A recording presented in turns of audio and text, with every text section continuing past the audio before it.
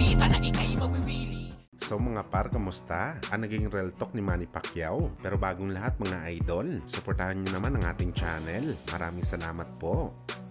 So hanggang sa ngayon nga po mga idol, tila hindi pa talaga nakamove on ang dating Unified WBO at WBC Super Bantamweight Champion Stephen Fulton sa unang talo nito sa kanyang kartada kontra ang Japanese monster Naoya Inoue. Paghihiganti pa rin mga idol ang nasa isip ni Fulton. Sa panayam kasi nito mga idol, binalikan ni Fulton ang kanyang pagkakamali sa bakbakan nito kay Inoue. Ito nga daw mga idol, nang pinilit daw nito ang kanyang katawan na lumaban sa 122 pounds. Kahit hindi na daw kaya ng kanyang katawan ng ganitong timbang. Sa gabi daw ng laban ito sa Hapones mga idol, halos hindi daw siya makagalaw ng maayos sa dahilan na sobrang piga daw talaga ang kanyang katawan. At ngayon daw mga idol, napakagandang kondisyon daw meron si Fulton dahil ganap na ito na featherweight fighter at meron na daw siya fight plan sa kanyang comeback. Una nga daw dito mga idol, tatapusin niya daw ang kanyang tune-up fight kalaban si Carlos Castro sa linggo. Tapos isusunod daw nito mga idol ang WBA champion si Nick Ball. At kapag naging kampiyon daw siya mga idol, makikipag-unification fight daw ito sa kanyang tinalo dati na si Angelo Leo para sa IBF at WBA title. Sakali malagpasan niya daw ito mga idol, ibibigyan niya daw ulit ng chance si Inoue na mapalaban sa kanyang dalawang titulo.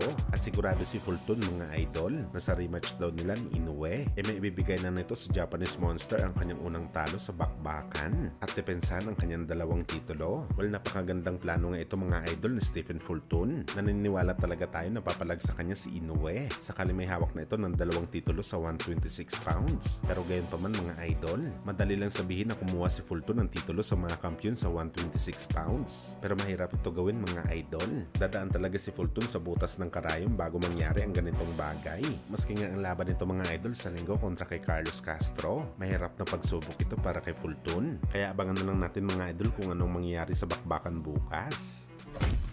Sa kabilang banda naman mga idol, sa naging podcast naman po ng dating 2 Division Champion si Timothy Bradley, nawawala na daw siya mga idol ng pag-asa na makita ang laban na gusto niya mangyari sa boxing sports. Ang sagupaan ni David Benavides at Canelo Alvarez. Dahil klaro naman daw mga idol, natakot at tunay daw talaga na umiiwas si Canelo sa bagsik ng Mexican monster. At wala daw tayong magagawa mga idol sa desisyon ni Canelo kung ayaw talaga nito pumalag sa bakbakan. Pero sana daw mga idol, huwag sisihin ni Canelo ang mga boxing fans at ang mga experts kagaya ni Bradley. Nababati ko sa kanyang resume. Dagdag pa ni Bradley Boy, si Canelo lang daw ang nakita nito ng boxing superstar na tumatanggi sa laban na demand sa kanya ng mga boxing fans. Buti pa daw si Mayweather Jr. kahit choosy sa kanyang kalaban, nilabanan daw nito ang mga boxing superstar sa kanyang sariling generation. At si Canelo daw baliktad nito mga idol. Well, pati nga si Manny Pacquiao mga idol, mukhang na real talk din si Canelo. Sa interview kasi ng Pinoy Legend, prangka nito na sinabi mga idol